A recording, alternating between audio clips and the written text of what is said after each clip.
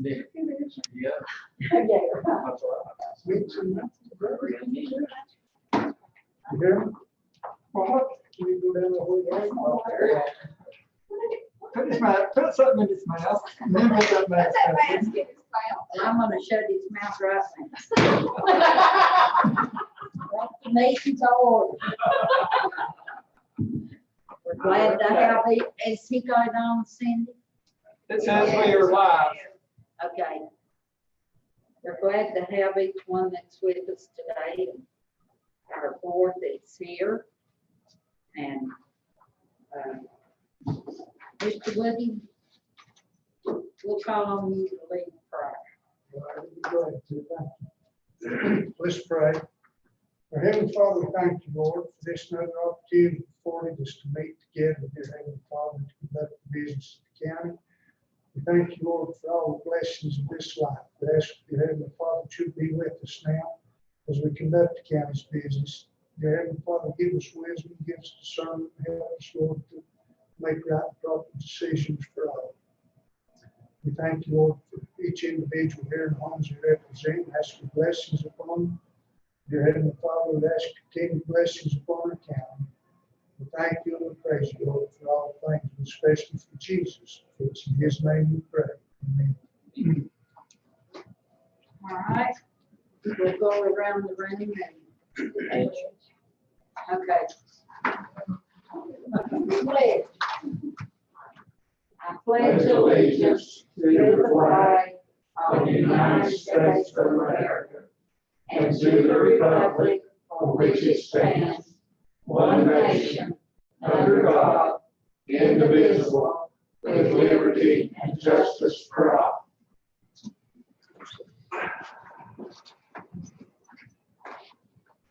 All right. We'll go around and let everyone introduce themselves. We'll start with our attorney, Ms. Michelle.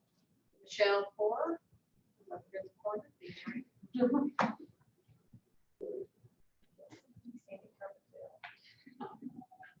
Woody Young, Commissioner. Martha Hicks, Chair, Commissioner. Tim Phillips, Commissioner. Dennis Aldridge, Commissioner.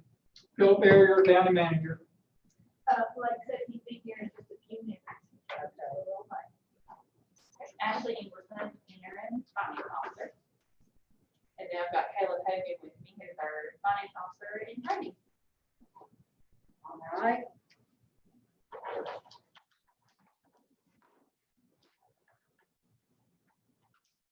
You'll have to bear with me just a little bit.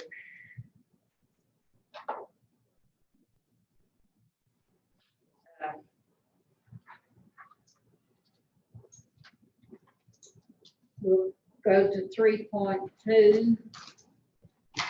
Call to order our formal session. And I believe A, proclamations and awards. I mean, Mr. Berger said we didn't have any. We do not. We will pick that back up as soon as COVID allows. All right. And 3.2B, our public comments. Ms. Cindy said nobody had sent any emails, nobody had sent any letters, so nobody called, so we don't have anything for the public comment. And 3.3, A, by health presentation. And I told Jesse I'm not going with that name. He can introduce it because I'm afraid I'll mess up.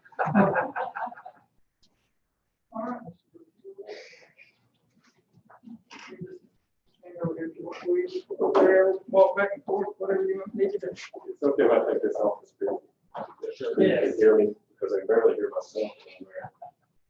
Well, good afternoon. My name is Jesse Smathers. I'm a licensed clinical social worker and I work for Hvac Health. My current position with Hvac Health is a community relations regional director. I cover 6 counties and Avery is one. And I go around and present at different county commissioner boards, and I'm really supposed to be the liaison for any county commissioners, county managers, when you're having issues with ViaHealth, because ViaHealth manages Medicaid and state-funded mental health, developmental disability, and substance abuse services, and y'all give us maintenance of effort dollars that, for the most part, goes to day work services to provide crisis support to the county. And I put together a little packet to let you know what's been happening with ViaHealth since COVID started back in March. The first document in the packet lists all the different supports and things that we've changed to support providers. I'll just highlight on a few things. Some of the bigger things that we've done to release funding to support our providers so that they can continue providing services. We purchased 500 cell phones because when everyone went into lockdown, folks with severe and persistent mental illness took to their therapists or ACT teams, asserted community treatment teams. So we purchased 500 cell phones, and those were distributed so that folks could do telehealth if they didn't have internet services. And one of the more important things in residential settings, we increased the rates by 10%. When I say residential settings, therapeutic foster care homes and intellectual developmental disability group homes or alternative family living settings, those rates were increased because there was increased costs with care because of the need to purchase additional personal protective equipment. And we've also worked with the department in NC Medicaid to create additional flexibilities so that folks can receive services that historically couldn't be provided through telephone or video in that manner. Also in the package, you'll find a couple of documents that have at the top the word hello, and it's really just a document about getting to know ViaHealth that we create every month. We do that for each of our counties, and I'll be sending these more regularly to Philip to share because we just started doing this a couple months ago. The information on these pages tells you how many people in your county was served in the month through a provider that was funded through ViaHealth. So you'll see for July, 357 people were served through a provider that contracts with ViaHealth, and in June, 374. We also break that down to share the number of people that are in complex care management. And complex care management means that they have a care manager assigned through ViaHealth, and that care manager coordinates with DAMAR, BSS, and any of the other services that are available to make sure that the person's care is being addressed.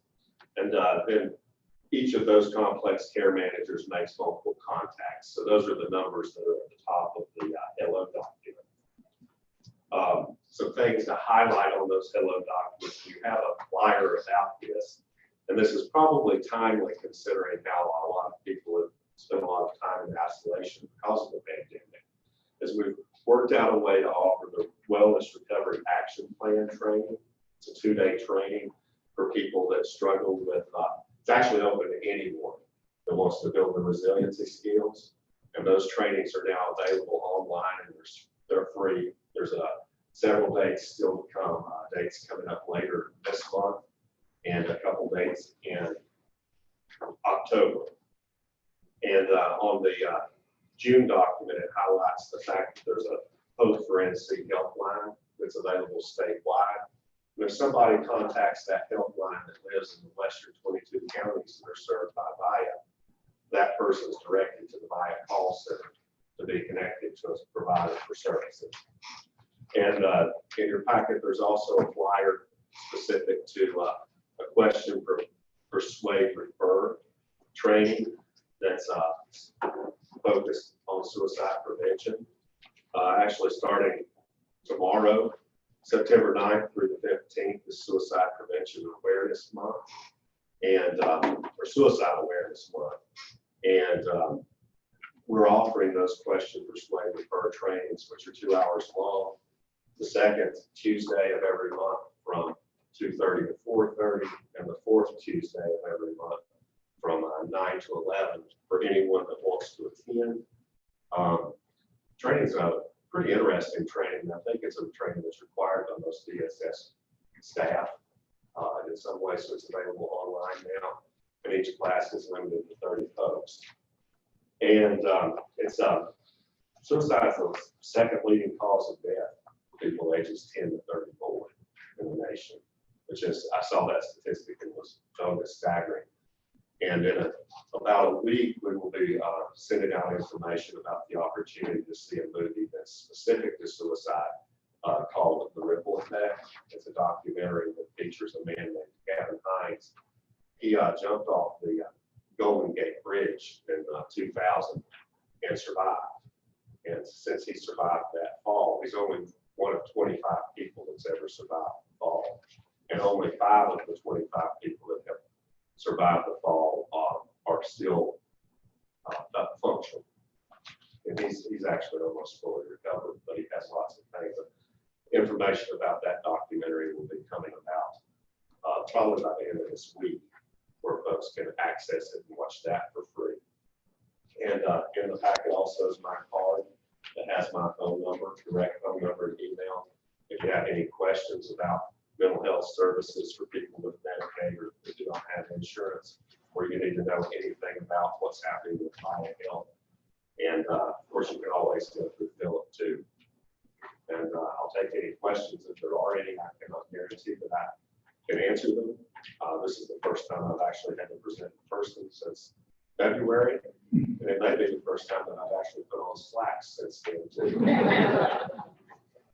Has, a lot of the pandemic relief monies that have come to the states and so forth, has any of that channeled its way into DHHS and through that to y'all, or is that? Yes, it has been coming to us just as it's been directed. And that's what's enabled us to raise the rates. The money that we received to raise the rates for the residential settings, we didn't receive actual approval for that until late May, but it was made retro back to March 13th. So we went through all the paid claims and paid the providers to make up for that difference. And I also forgot to tell you something that we're pretty excited about at Via, that we're working with Sheriff Fry to do here in Avery County. And we may have this up and running by October 1st. And that's to equip all of the sheriff's deputies' cars with an iPad so that they can access telehealth for mental health crisis. So that's in the works, which would be a very positive thing if we get that up and running. And we chose that with Avery County because Avery County Sheriff's Department is the only county whose all their deputies has completed crisis intervention team training. Some of us were very much a part of that. Yes, yes. Yeah, we're excited about that. I hope that. And Jesse, correct me if I'm wrong, but we'll be the first county to implement this program in the whole. In North Carolina. In Yeah, North when I was driving up In there, North I was thinking Carolina. about, once we get it working, you'll have to submit it to the NCACC. Okay. Next year. Well, you'll have to help us get some more in on that service. Well, that's one of the challenges that one thing that we found in talking about this when the application is installed on the iPad, it makes it easier with poor internet to access at least like talking, not necessarily video. So we talked about that challenge. The problem with going with a satellite link is based on the work that Research to Billy West has done, so we would not be able to really cover any better than the cell coverage does. And Billy had been looking at the pieces about that, and he's the CEO of Daymar. And it looks as though the app will direct straightly to the Daymar call center, and his staff will be trained to ensure that the officer gets routed to the right type of staff, whether it's a social worker, or typically it will be a social worker. Occasionally it might be a psychiatrist, but that should occur within 3 minutes of the call. Is the goal, which that will really help because there's been challenges with mobile crisis in Avery because of just the model of where the staff live. Well, that's what I was going to ask. One of the issues has been response on mobile crisis. Is this supposed to sort of fill that gap to a certain degree? Because it seems to me that we're, talking to the professionals that deal with this, the real issue of getting lack of response Yes. for those situations. That was another reason we looked at Avery County, because it's been a great challenge to get folks here, the staff.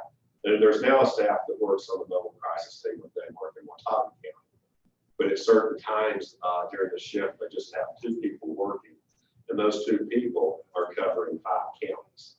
But once the video technology or telehealth technology is available, the Denmark provides mobile crisis services for 47 counties. So it's possible that a person may be linked to a counselor that's, let's say, in Wake County instantly within that 3 minutes, because there's not someone here available to talk with them from our area.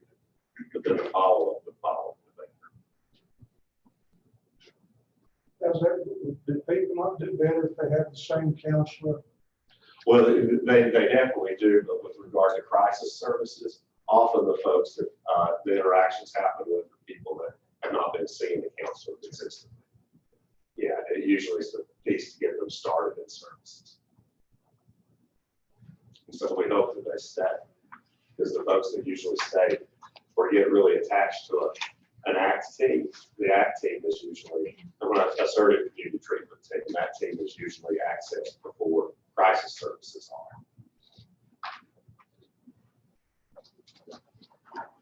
I worked in Gallo Mountains Board and talking to David Tate, and I've seen a lot of good things come from Hvac. And then I have a young man that I come and take care of because he can't do his own business and stuff. And he calls in now since the COVID thing, and then he has to call me and tell me what she says. And but that keeps him in contact because he don't have anyone but himself in the home. And thanks to Hvac, the people helped him find a job. We work him 3 days a week, 3 hours a day, and that gets him out. And I've seen a lot of good things. Hvac helped us to get a van for Yellow Mountain, and I've seen a lot of good things that he's done. Yeah, it's one thing. I've been in the field since 1999, and I've seen more change in the last 7 months with regard to transition to technology, because we were forced to with the pandemic. Than I've seen in the rest of my career, to be honest. And there's some real positives about it, because we're seeing that a number of people are more likely to keep their appointment when they can call in and look at telehealth. And it also helps reduce stigma in the matter, because you're calling someone from the privacy of your own home, and no one sees you going into the mental health building. And folks are reaching out a lot more than they thought they would, so to speak, because there was always a lot of fear about people connecting easily with telehealth. But it's Denmark's been really amazed, as has RHA and some of our other counties, about how well people are attending video sessions and appointments. Now, folks that have a lot of paranoia and those issues, it's not working at all for those folks. But the majority of people, it's been a really positive thing. This may be outside of your particular area of expertise with Hvac, but before the pandemic started, one of our big discussions was funding, the cash flow issues, and all of the financials that the state was, I won't say imposing, I'll say encouraging on all the LME and CO providers. Has this last, 7 months or whatever, 6 months, has it alleviated or exacerbated that financial crunch that we were seeing at that point in time? It's in many ways it placed it on the back burner, because we still really don't have a full state budget. We got permission to move forward with certain aspects. But because of the funding that was transitioned to cover the expense of COVID, it's almost offset the challenges that we're encountering because of the loss of single stream funds. So, and hopefully we'll get a budget soon enough to where we, well, we don't have to do any more cuts. I mean, the part reason we started seeing the mobile crisis challenge was because of cuts to single stream. Because of that, before that, there was additional staff closer to this area. And that's about as well as I can answer that question right now. I can definitely get more detail. I understand what's all about. One of the issues that we were looking at early in the year, and I'm just wondering how that, what impact that would have, because, it's like you say, the budgetary or lack thereof. Yeah, it's work off last year's budget. But then last year's budget had a 9% cut for buyout, which we did have to absorb that. But we've been able to absorb it in some manners because we're not filling positions unless we consider them completely necessary. And there was an increase in funding with regard to COVID. Yeah. And I failed to mention too that the legislature passed a law to move forward with Medicaid transformation, which that was stalled because of the budget impasse. And it should be moving forward. The Blue Crosses, Blue Shields, and United Healthcares are supposed to be in place and operational by July 1 of 2021, based on the legislation.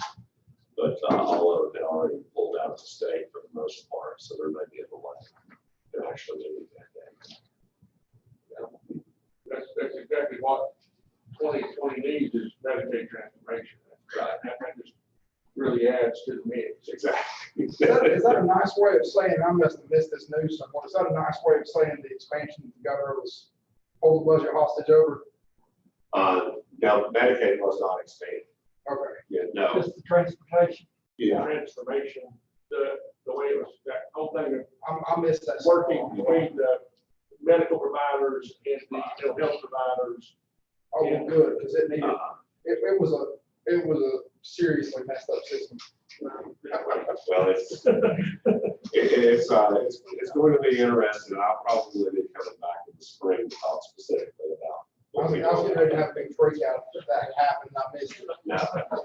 Well, last year we sent letters to everyone telling them that the Medicaid is going to transfer to the Blue Cross Blue Shield, United. Yeah. I can't remember all of them right off the top of my head because I'm not looking at it.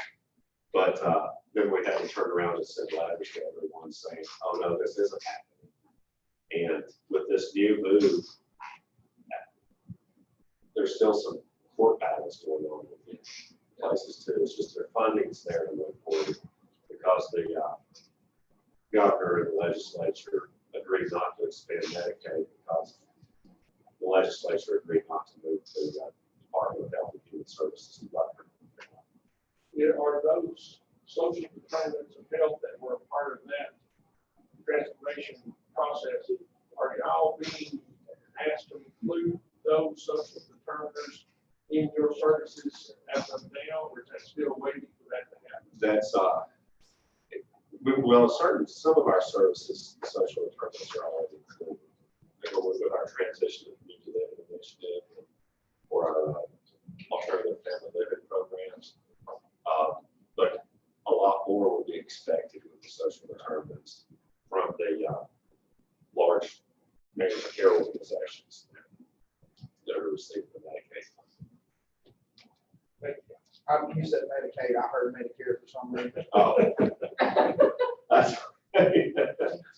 Well, I got confused listening to the radio the other day because United Healthcare was talking about transitioning people with Medicare and Medicaid for their program, and there's nothing in place to do that yet.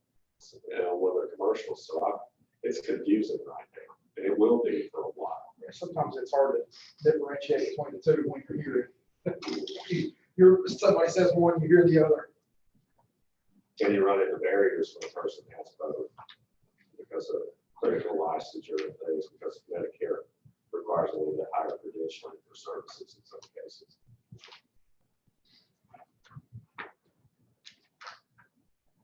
Does anyone else got any questions for Jason?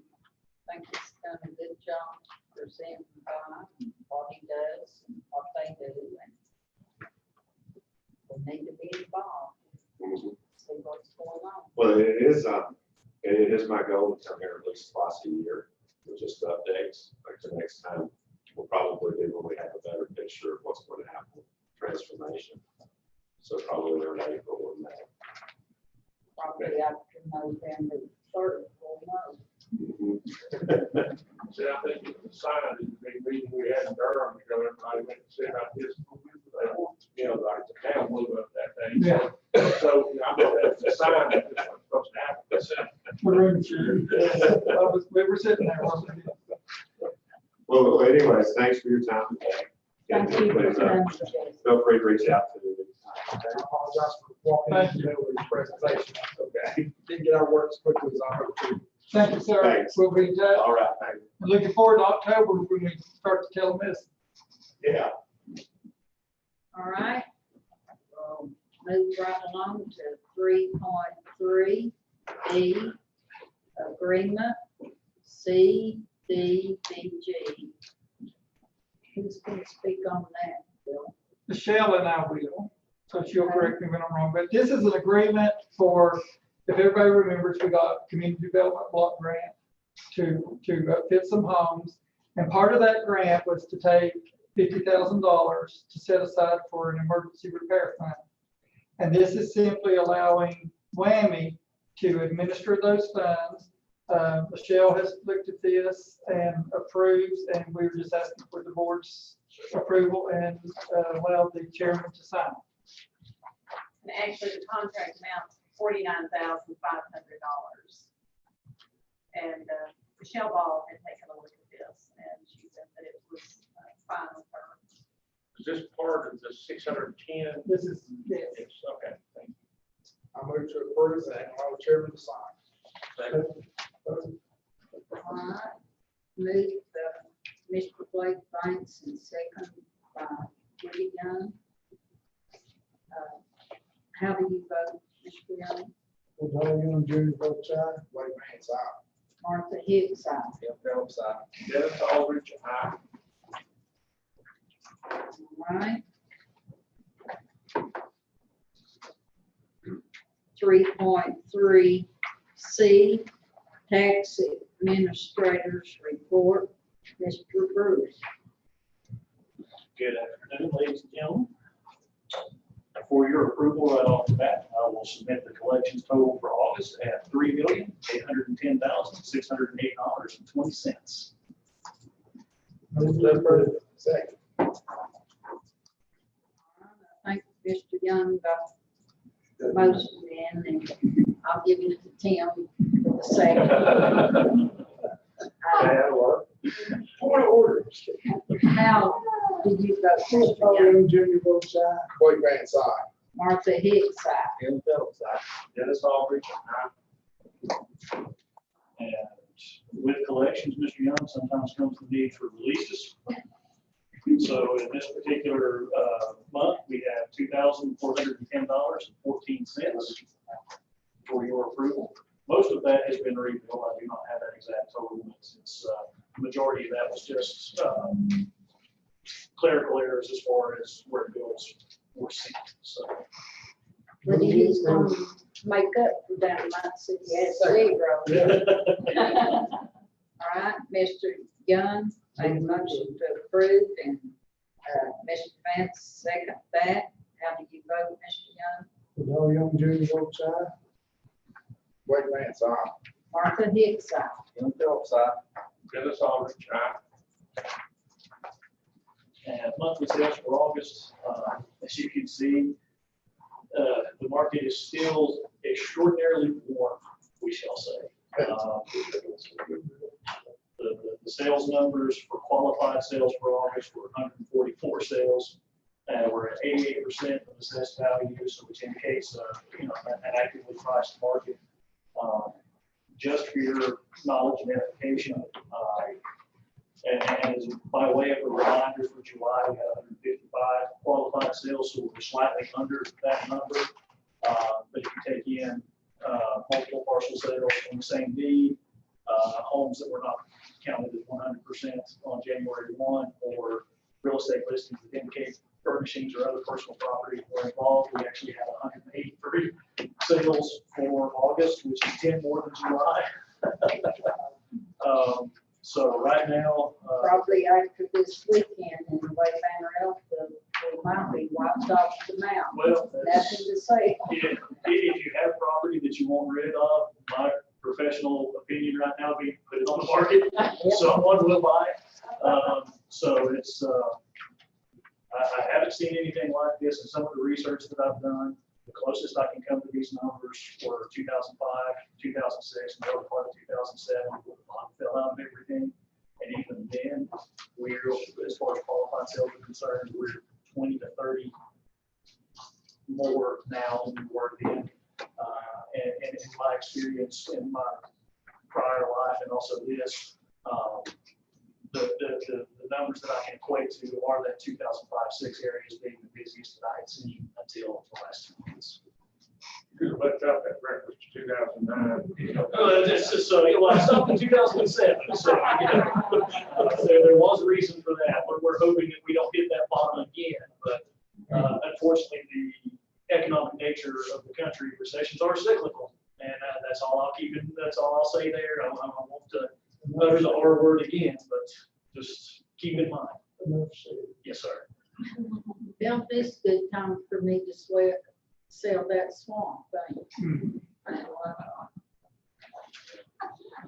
So by sight unseen is what I heard. Just take a picture of it and they'll come jerk your arm off. This is just real nice.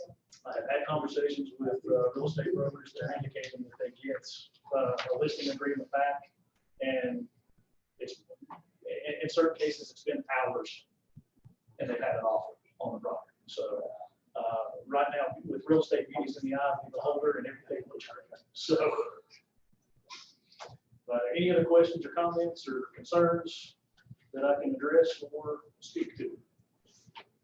Well, we do thank your staff for all the hard work we do. They are too. Kids do, even though we don't get to go in and thank them. The collection staff in particular is under the gun right now. The appraisal staff is also coming under it because we're in the last 18 months before new revaluation goes live. So right now is it's a busy time for tax office. They will welcome you in between your taxes. Absolutely. Early on. Absolutely. And we'll even bring you a receipt back and everything. So, all right. With open arms. Absolutely. And mostly it's fine. So You make sure to tell your staff. I will do so as soon as I walk in the door. Thank you all very much. All right, we'll move right along to 3.4, County Manager's Report. Mr. Philip Avery. And I will start with the COVID update. As most of us know, we did have a little surge in cases last week, especially at the end of the week, but want everyone to understand that, 68 of those are in a facility and will not be spreading throughout the county. So I just want to assure everyone that we are doing the best we can. Got to brag on the health department, emergency management, EMS, sheriff's office, school system. Everybody is doing a great job, and just want to brag on them because I know some of them are working 7 days a week on this problem. The governor passed our Executive Order 163, which takes us to not a phase 3, but a phase 2.5. So that meant we got to open the playground Friday. So it is open. Our gym is open now, and it couldn't have been better timing because the pool after Labor Day normally closes. So we'll close the pool. We'll take all our cleaning efforts over to the Rock Gym. We do ask everyone to make reservations at the Rock Gym. We can only allow like 12 in for pickleball, 12 in for basketball at a time. So, and we'll try to take reservations and limit the people in and out. We can do 8 in the weight room at a time, as long as everybody stays spread out up there, so we can do that. And we are talking about some other opportunities with kids as far as, everyone knows that the flag football was not popular, so we may do some things with some, just some training sessions and stuff like that where we can keep people spread out. So hopefully we're moving in the right direction, but just encourage people to call the rec center to make a reservation and use our gym. Also was a part with Jerry Moody in the health department on with the Christmas Tree Association. A plan, prepare and protect, a panel for the COVID and our Christmas tree season. So we are currently working on that. And Jerry, we have another webinar scheduled for Thursday night with the tree growers for Avery County themselves and the health department and the plans to keep everybody safe during this transition. And that'll be for choose and cut and also for people bringing in extra staff for the, the tree season itself, which is right upon us.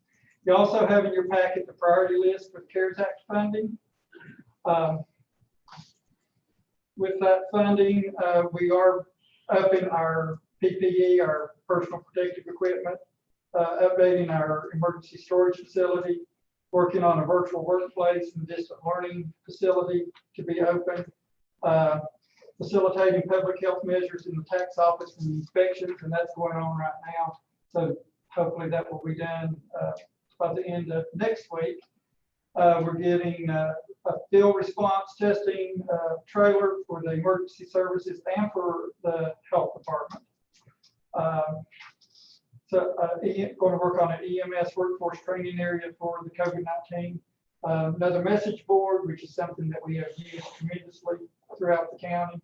And some of the towns are actually taking some of their money and also getting some message boards because that seems to be key. So one of the plans, again, with the tree grow, with the trees is when we do start to choose and cut, we'll try to put one at each of the major entrances to the county to remind people we're going to ask them to wear a mask and do the 6-foot social distancing. One other important part is we're going to try to work with our fire departments to start some internet connectivity to where there's some hot spots for parents to go to where they don't have service, where you can be within a 5-mile radius of that fire department and be able to pick up the signal and not have to maybe drive to a particular school to upload children's homework. We're still working on that. Dennis has been great. Our Dennis has been great working with that and try to get that going also. And then a refrigerator generator for our health department to be ready for when these vaccines do come. We have a safe place to store all that. So that's pretty much it on the COVID, unless somebody's got a question. I want to put something in the record, Okay. and this is just related to county business.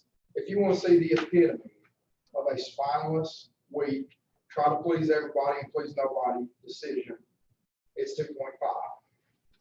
Do something and quit being a pansy, Governor Cooper. I'm saying that on the record.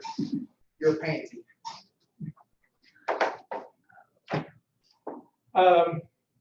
The only other thing I have is the census. So the last day to go online or to call and to complete your census is September 30th. So that's the end of the month. I know they've been out. They were out Sunday, I believe, and visited some places that hadn't completed the census. So I'm pleased, anybody that's not completed the census, ask them to. I did have a phone call today from a second homeowner. And they were just like, I've already filled out my census for my house in Charlotte. So they didn't understand, again, that you need to fill it out for this address also. So unfortunately, that is part of the process. If you own multiple homes, you need to fill it out for all 3 homes and you put 0 down for the other 2 or 3. I've got a question. There have to open an indoor facility and have people in it, and you can't open an outdoor facility like Wilkes Alpine Coaster, who were obeying the guidelines. How does that work? See previous statement. Well, I know what comes from. I just don't His understand. leadership I is understand that week. I understand what you're saying. The mountain coaster is considered under his executive order, under the governor's executive order as amusement. And amusement cannot be open at this time. Can I not reclassify? Is Carowinds open? No. Carowinds is not. Disney is. Disney Yeah, they is have Florida. Ron DeSantis as a governor. Dennis, Dolly was open. They don't have a dish rag. Could that be replaced? What's your place? The kosher. Someone kosher. No, I mean, I think by definition. That's all I've got to say about that. I've never seen such a failure of leadership. It ain't right that he's closed. No, it ain't It's right. not right that they're closed, No, it ain't right. because they've done more for social distancing and cleaning than anything else in county. And I will say that. This, I mean, Well, I agree with Blake on that. I'm telling you, this is a failure of leadership. It is costing people their lives and their livelihoods. Yes, it is. We have, well, there are 1,668 people recorded as having died from this disease in North Carolina. That's not an accurate number, as we all know. That's far more than have actually died from COVID. And there are 160,000 that have lost their livelihoods. And that's a very conservative number, probably closer to 1.6 million that have lost their livelihoods and their lives have been turned upside down by failure of Move on leadership. with our agenda and not in politics. That's not in politics. That's about our citizens. There are people in this county that are having their livelihoods. wrecked. 3.4B, Finance Office Report, Ashley English. So today I've only got two budget amendments for you guys. The first one is item number 1. This is when we received, our first COVID relief fund from fiscal year 1920. We received a payment from the Department of Health and Human Services, and this is from the COVID-19 Recovery Act. What this budget amendment is for is to move the money forward from fiscal year 1920 to fiscal year 2021. We will be debiting the CARES relief $504,406.76 and crediting the fund balance $504,406.76. I hear a motion to approve. Does that just drop straight into the fund balance, or is it earmarked? Or- It went into the fund balance on June 30th. So now we're gonna take it back out of fund balance and put it back I on. understand that. But it's not totally guidelines. Yes, Correct. Okay, Very strict. move with the, yes, and in a minute. Second. Plus, you have another thing here that explains it more. the one, You have something else here, that explains it more. All right, Mr. Young made the motion to approve and Kim Phillips seconded. How do you vote, Mr. Young? with all young junior votes aye. Blake Grant's aye. Martha Hicks, aye. Tim Phillips, aye. Dennis Alder's aye. Okay, and then, item number 2, this goes back to our May 14th, 2020 budget meeting. You'll discuss about the HVAC system at Avery Middle School and Cranberry Trail. The board agreed to pay up to $205,000. The school board has requested 50% of the cost in regards to the HVAC at Avery Middle School. And behind the budget amendment is the email correspondence that Tiff James and I have had, along with the estimate that he has received for Avery Middle. And they are requesting $30,075. That's going to be a debit to the Avery County School capital outlay and a credit to fund balance of $30,075. I hear a Move to motion. approve. Second. All right, With Tim, all young junior votes aye. Blake Grant's aye. Martha Hicks, aye. Tim Phillips, aye. Dennis Alder's aye. What happens to the remainder of the money? Stays with us. So we spent $104.40, correct, Ashley, on the boiler at Cranberry. And we've spent $30,075 on Avery Middle, so we only spent 134 of what we thought was going to be 205. So That's all up. very good. I give you that a couple of years ago. There's still a little bit more left in Avery Middle, isn't there, for the, Yeah, I think they got to do some left work. and the common areas they're gonna have. Yeah. I don't think it'll be $77, so. No.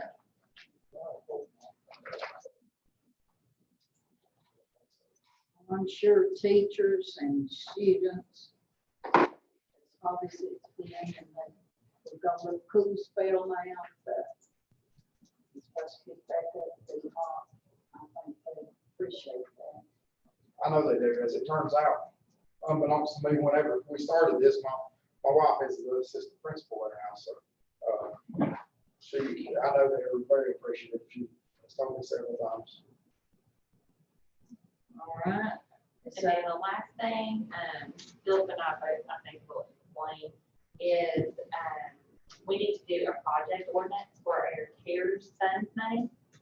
And the amount that, we have here, that $976,403 is including the 504. And then, is that correct, Philip, that in addition to the second Right. amount that we have received? So we received 535,658 in last fiscal year. We had spent some of that, so that's why we moved 504, 406. Then we received another 340,745. And we expect from FEMA to receive about $100,000. So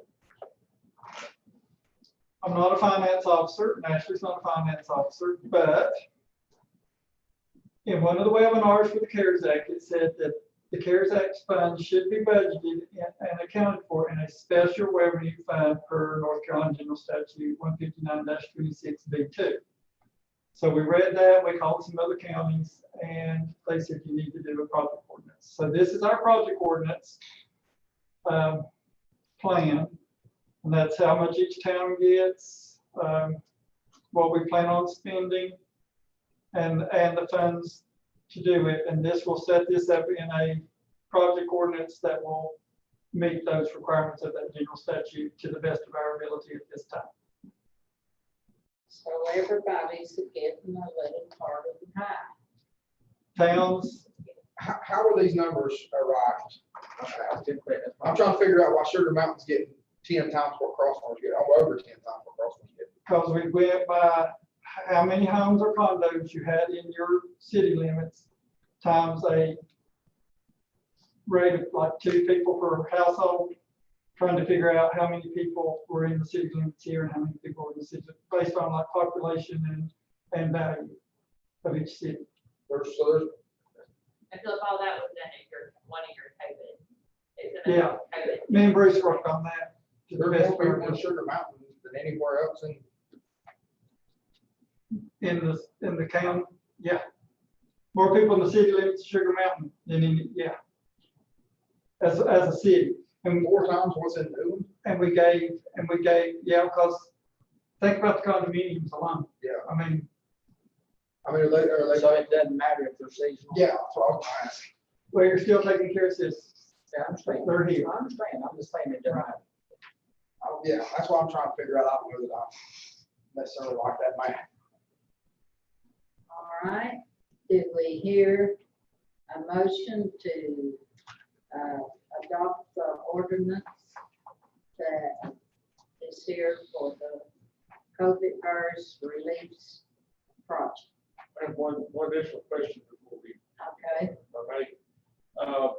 one of the things that has been about this has been the particular nature of the accounting and the spending of this.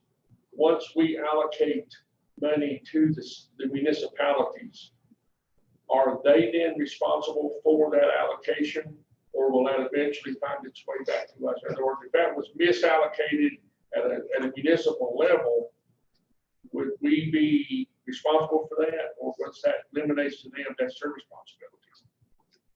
Legally, we would be responsible, There's however, council took There's care an of that. agreement that is signed between each municipality and the county before the funds are dispersed, and they have to disperse, the municipality has to certify that the criteria has been met under the CARES Act before they disperse any funds, and that if they have done it incorrectly, then they will try to, make that right with the county to the best of their ability.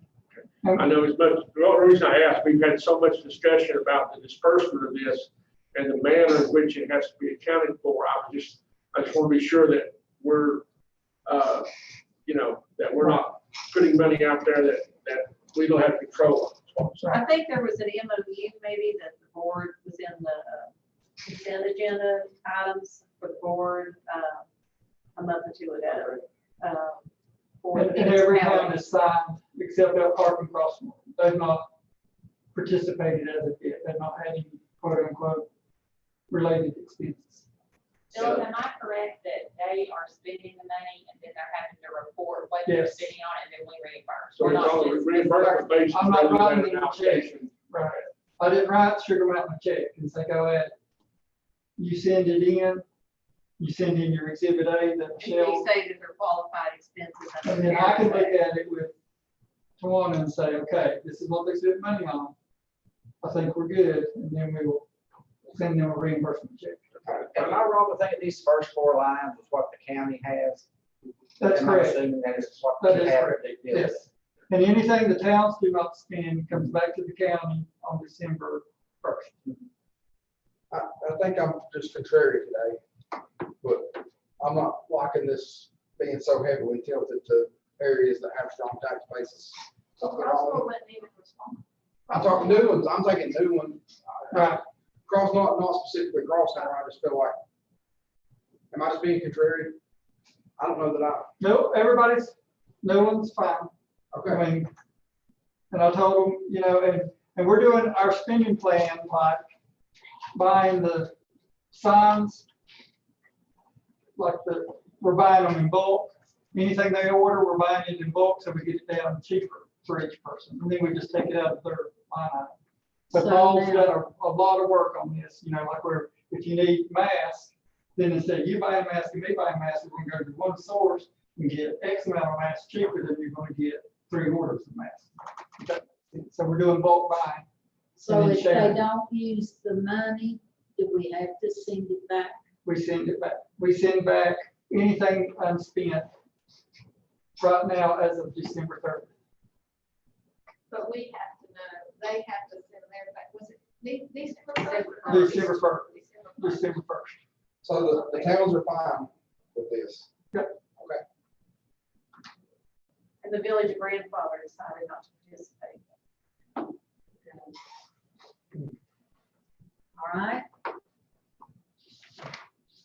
Do I hear the motion to adopt this ordinance? So moved. All right. Second. Mr. Aldridge made the motion and Tim seconded. How did you vote, Mr. Young? With one little junior vote, With reservations, Blake Mance, aye. Martha Hicks, Tim Phillips, aye. That's all we're trying to do.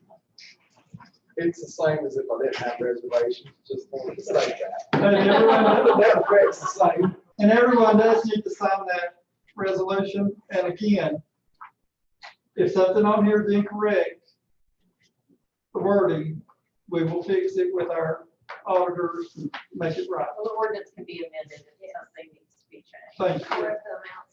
What she said. all right? Did they not, if I may, did the towns not, make a list themselves and Yes. request? They had to make a list of things.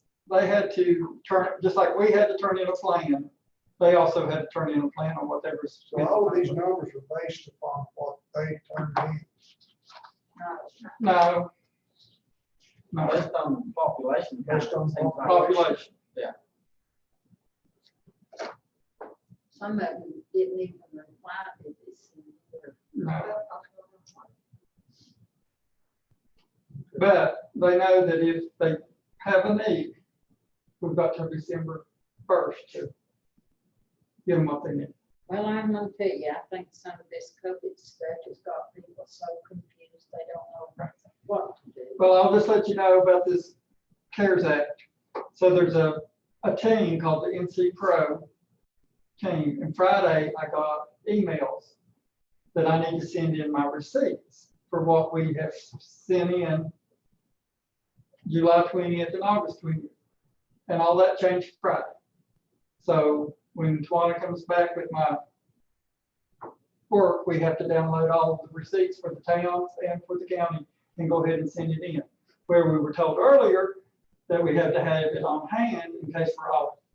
Can I ask a quick question? Is this money, does it show, or is it different than what the school got? Is it a different? Totally different, totally different from the Okay. school's money.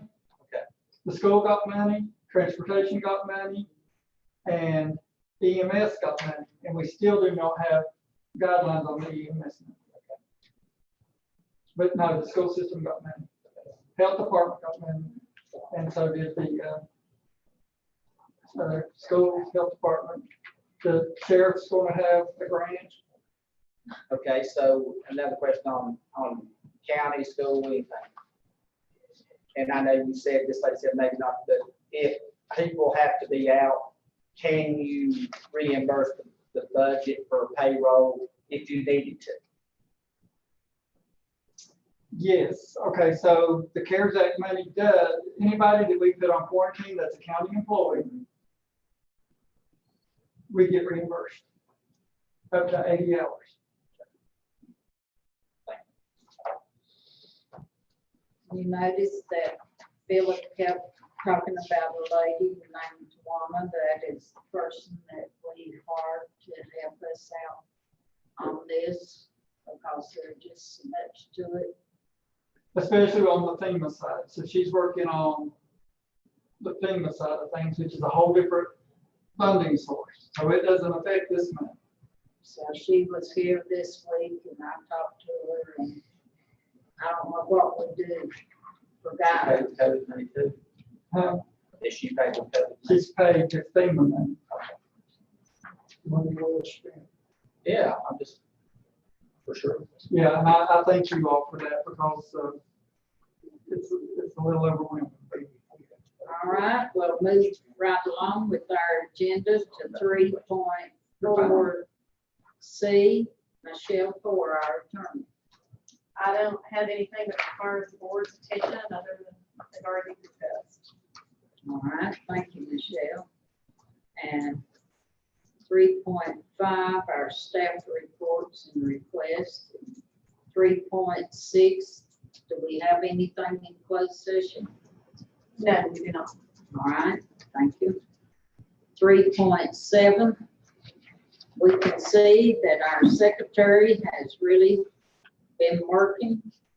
She started back in June the 23rd for a special meeting minutes.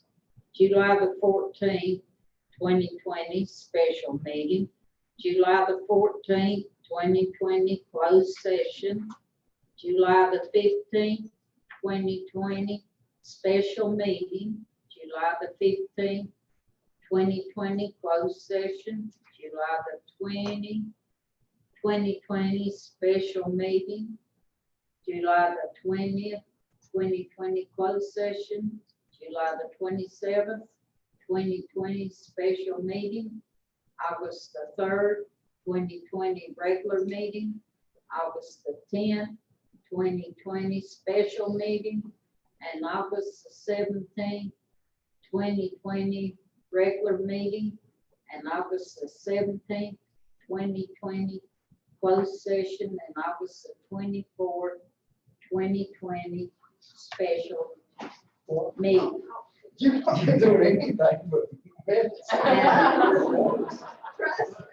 all this on the website. It will be after you approve it. Okay, I will approve it. It'll be on our website Y'all need to read every word of it. and everybody could go. Closed session will not No wonder I'm behind on things in the house. We earned your money in July and August. All right. Second. Blake has made the motion to approve it. Dennis has seconded. How do you vote? With all the other votes aye. McMahon's aye. Martha Hicks, aye. Dennis all the time. All right. We're thankful that we've got all that behind us. And 3.8 is our agenda consent items. And if you looked over your package and read, I requested Mr. Burleson to start sending in the minutes of the planning board to go in our packet and stuff was approved. And let us have that ahead of time. So that's going to start being in your agenda consent. I think I put in information. Information. Okay, Yeah. all right, all these consent items, you've had time to read over them and stuff, and, does anybody have any questions or anything? If not, we adopt them by consent.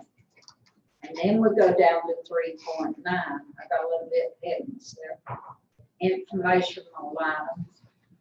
We have those. And I think with getting the minutes of the planning board and stuff, that might help us in the future on some of the decisions we have to make. All right, 3.10, upcoming meetings. So we have a second meeting of the month scheduled for September. We'll decide a little bit later if we need to have that meeting. All right, so the secretary keeps up with that and Philip, and if we don't have anything that, In November, we start back with one meeting. all right, and it's hard to believe that November is going to be coming up with some of these things. That, Caleb, is when we just have one meeting a month. And we're glad to have Caleb with us. Looking forward to Yes, that. we are. You've been very good, thank you. And I hope everyone had a good holiday yesterday. And didn't try to work the keys, so. Holidays is good to have, but sometimes you got to catch up at home. Ain't that right, Dennis? All right.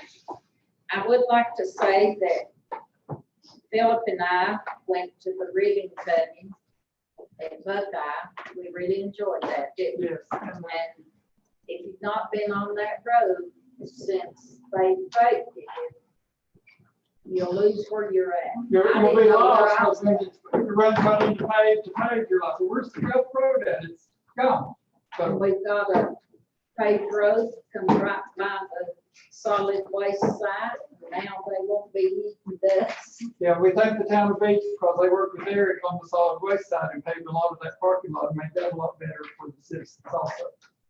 So thank you to the town of Beach. Yeah, we do want to thank Beach Mountain, gave like 60,000 and getting it paid. And we got talked to their manager because he got it lowered big time from what they, From the first estimate, what it cost. yeah. Unbelievable. And we do want to say for everybody to remember Mr. Tim Phillips.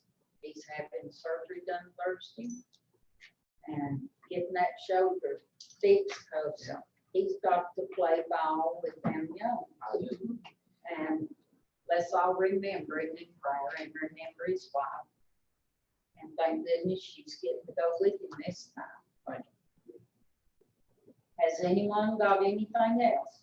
One thing, at our last RTC, what is it? RTC meeting, yeah, rural transportation. The state of North Carolina DOT has redone, they are in the process of redone how they score roads for improvements and for building. And it should considerably help Avery County. I just want to place that in. That's great. Hopefully they go up the potholes and say, okay, that'll help. It should help us. You know, I would like to say, I think our county has moved a long ways. And it's, you know, people go up, look at the ag building and call and community building and say, boy, they're going to town on the community building. They're going to town on the school. Well, that's what we want them to. people Absolutely. to hurry and get the doors open. So we- yeah, Caleb, early voting is October 15th, no, not October 15th through the Yeah. 30th, yes. now October one. 15th through the 31st, and that will be at the dive-in at the pool, at the swimming pool. That way we can do social distancing, better facilities, and so it'll be out there. Amazing how we're using that facility. Absolutely. She's more, Yeah, a lot. it has really been used. Been utilized. So the 15th to the 31st, early voting. And I will say, I've been going to some meetings, and everybody needs to try and encourage people to get out. Mhm. Dr. Woody was our Friday night, my side, and we really do, you know, that's one of your rights that you've got. And Voting is a privilege, and if I get in trouble for saying this, so be it. This is without a doubt the most important election of my lifetime. Yeah, And I not just county, I not encourage just county, but everyone to mostly vote, United States, yeah. because this is a vote between right and wrong. That's your choice. And you do have 3 commissioners on that ballot. And Mr. Tim Phillips, Mr. Woody Hall Young, and Martha Hicks. So we thank you for your votes. And we're looking forward to working either 4 years or 2 years. That's what that's for. And I've had the privilege of working 12 years for the county in December. And that's been a privilege. And if nothing else, we will ask for a motion to close our meeting. Okay, All in favor? Let's go home. Steve says you want to vote early and go out.